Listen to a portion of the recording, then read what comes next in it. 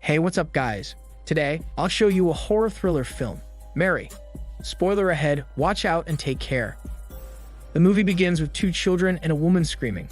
Then a ship catches on fire in the middle of the ocean, plumes of smoke reaching up to the sky. The woman, Sarah, is rescued. With a blanket wrapped around her and a red bruise forming on her forehead, she stares into the sea with anguished eyes. She is taken to the Coast Guard headquarters and brought into a cold interview room. A detective walks in and introduces herself to Sarah. Sarah demands to know where her daughters are, and the detective assures her that they're safe somewhere in the headquarters. But first, Sarah needs to tell her what really happened on the ship. Sarah slowly begins to speak, saying that evil resided on that boat. 4 months ago, an abandoned sailboat was found off the coast of Georgia. It had an austere figure of a woman carved on the bow, and the boat's name, Mary, was painted on the side. There was no one on board when the Coast Guard officers checked it. It hadn't been occupied for a long time, and dust was everywhere. Suddenly, a banging sound came from inside a locked cupboard. The Coast Guard officers slowly opened it, and an unknown entity flew out and attacked them. Sarah's husband, David, was a renowned captain in Florida who regularly operated boat tours. But he dreamed of owning a boat someday, so he and his family could have a better life. He got a tip that a fishing boat was going to be auctioned, so he went to look at it. But his attention was stolen by the same recovered sailboat from earlier and was entranced by it. At their home, Sarah's eldest daughter, Lindsay, wanted to get a tattoo, but her mother wasn't having any of it. On the other hand, her youngest daughter, Mary, was worried about her wailing baby tooth. Sarah assured her that the tooth would come out soon. She then got a call from her husband, who told her about the marvelous boat he saw at the auction lot. Sarah and her daughters drove down to see the sailboat for themselves. Mary was excited when she found out that she and the boat shared the same name. She was disappointed that David went ahead and bought the more expensive sailboat because they were already financially strapped enough as it is. But David explained that they could use the sailboat to travel and have it chartered for profit. Sarah was still unconvinced and left the boat to get some fresh air. She came back after a while, and David apologized for not consulting her first before buying the boat. He was drawn to the boat in an unexplainable way, and he believed that the boat was their shot to a more financially stable life. The couple reconciled and prepared themselves for the long journey of renovating the old boat. After they fixed it up, the family scheduled a test run. The night before, they all gathered on the deck to celebrate their new adventure. Joining them was Lindsay's boyfriend, who worked for David, and David's friend Mike. They talked about the ship's mysterious past and wondered how it ended up abandoned. David shrugged off the ghost story and stood up to toast his family and friends, who helped him achieve his dream. But in the middle of his speech, he got distracted by the carved figure on the boat. Sarah then invited everyone for a family picture in front of the boat.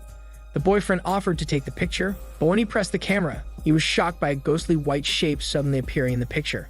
However, when David looked at the picture, it was fine. The boyfriend was still shaken by what he saw.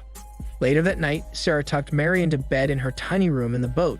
She sang a lullaby, but suddenly saw a scary skeleton in the corner. However, it turned out to be just a dream, and Sarah woke up with a start the next morning. David was already up and excited for his first day as the captain of his own boat. The boat was successfully launched out into the open sea. Everyone was happy and starting to believe in David's dream too. They continued to sail around Florida. One day, the boyfriend stared at the carved figure and got an unsettling feeling. Sarah was astonished to discover that Mary's bedroom door was locked. She forced it open and saw that the walls were decorated with the child's drawings, depicting their happy family and the boat. She also saw one discarded drawing of a black figure and was puzzled by it. That night, David had a nightmare about a ghostly woman. He woke up and realized that the boat was moving. He got up from the bed and walked out onto the deck with Sarah. They saw one of the boat's ropes tied into a hangman's knot. They then noticed the boyfriend standing shirtless near the bow.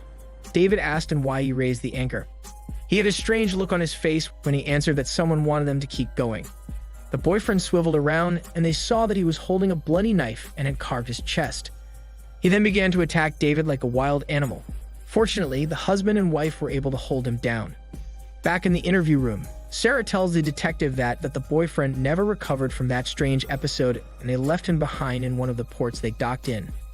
She had agonized over the decision to leave him behind, but David was firm that having him around was not safe for his daughters. They did not tell the children the whole truth about the night that the boyfriend went crazy. Lindsay was angry that they kicked him out, and she got into a fight with Sarah. In the middle of their bickering, she brought up the fact that Sarah cheated on David, then left the room. Sarah was saddened by her daughter's hurtful remarks. Mike comforted her and shared that he believed that she and David truly love each other and will make things work despite the affair that had happened. In that moment of shared affection, they held hands and David saw them.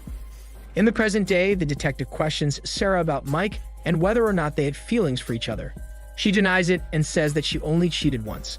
They then talk about how Mary was the first to be affected in the family by the dark entity. Sarah explains that Mary's age and vulnerability made her easy prey for the malevolent spirit, and that is why she had to vanquish it. But the detective does not believe her story and threatens Sarah that she can be charged with murder if she does not start making sense soon. The detective leaves the room, and Sarah ominously looks at the CCTV camera. In a flashback, one man on the boat, Sarah heard a child laughing. She thought it was Mary, and she looked for her daughter inside their room. The bedspread looked like someone had lain on it, and there was also a wet footprint on the floor. Based on the direction of the footprint, Mary was hiding inside the cupboard by the bed. Sarah opened it and called for her daughter to come out. She crawled inside, and the door swung shut behind her. Annoyed, she hollered at Mary to stop pranking her. She had only a small flashlight with her in the dark cupboard, and it started to flicker. She managed to get a hold of matches, and when she lit one, there was a ghost standing behind her. Fortunately, David opened the door and let her out. Sarah was visibly shaken and claimed that there was something going on, but David chalked it up to her wild imagination. Later on, David found out that the boyfriend had hanged himself. Sarah was distraught by the news, but they decided not to tell Lindsay about his death. While the whole family was sitting on the deck, Mary announced that they had forgotten to make dinner for the lady. Lindsay explained that Mary has an imaginary friend that she talks to at night. Mary suddenly hit Lindsay's face with a glass. Mary was sent to her room, where David scolded her. This was all strange behavior from the child, who was usually kind and upbeat. David saw a drawing by Mary depicting a man hanging from a noose. He showed the drawing to Sarah, who was shocked. She couldn't sleep that night and kept looking at the cupboard beside their bed. She washed her face in the bathroom, and the lights began to flicker. The doorknob started turning as if someone was trying to get in. It stopped, and Sarah opened the door. She found a trail of wet footprints leading up to the deck. Someone called her name and wrapped her in a white sheet. Mike saw her struggling and freed her. Sarah then confided in David that Mike had started acting strangely since he was given more time manning the boat. She started to believe that something was haunting them, and she pleaded with him to turn back before it was too late. But David was insistent on making it to their destination and dismissed her fears. One morning, Sarah saw Lindsay wordlessly walking out onto the deck. She then visited Mary in her room, but her daughter disappeared and ghostly hands began to touch her. Sarah woke up screaming. It was another nightmare. Mary walked into their room and proudly showed them the bloody tooth that her imaginary friend helped her pull out. Later, David informed her that he and Mike would be taking turns steering the ship through the night, so they'd make it to Bermuda tomorrow. That night, Sarah pulled out the boat's documents to learn more about its history. David began doing the same thing up in their room. She read newspaper clippings dating back to when the boat first sailed many years ago and discovered that its previous owners and their children died mysteriously at sea. There were also stories about a curse haunting the boat and causing all this misery. Meanwhile, David scoured the previous owners' logbooks and plotted their coordinates before they disappeared. He realized that all three previous owners and his family were heading to the same destination. Sarah also found a poem detailing the origin of the curse. In the 18th century, a woman who was found to be a witch was drowned and her children disappeared. Now she haunts the sea and claims other children's lives as revenge. This witch was the same dark entity that had been possessing the boyfriend and Mary, so she could take the family's souls. Finally, believing that something strange was happening to them, David told Mike to set a new course. He then went to Sarah, who confronted him about the boat's history. She was enraged that David never told her about the mysterious disappearances. He reasoned that all he cared about was their future, and he needed to get her away from the man she cheated on him with. Back in the interview room, Sarah explains to the detective that the witch who lost her children was the dark entity, and that she was never going to let Sarah's family go. But the detective still remains unconvinced. Back in the past, David and Sarah finally came to the conclusion that the witch was leading them to the same destination where she killed the previous owners. Suddenly, Lindsay walked into the room, panicking about Mary. They found the daughter convulsing inside her room. David went upstairs to tell Mike to call in a mayday, so they could get rescued, but he discovered that Mike had wrecked the sails. He tried to attack David, and he and Sarah restrained Mike. The next morning, they discovered that they were essentially marooned because Mike had destroyed the radio and cell phones. They also ran out of gas, so they had no choice but to hope that a passing ship would help them. They locked Mike inside a room, and he was fully possessed by the witch, saying that they all cannot escape death because she was coming for them. That night, an apparition of her boyfriend appeared to Lindsay and led her upstairs to the deck. He was holding a noose, and Lindsay stepped closer to him.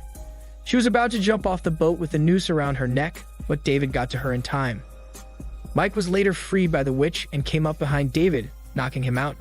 He tied the couple up and threw the unconscious David overboard. He wrapped a noose around Sarah's head and threw her too. Luckily, Sarah was able to cut her bindings and climb aboard the ship again. She wrestled with Mike and was saved by David, who was still alive.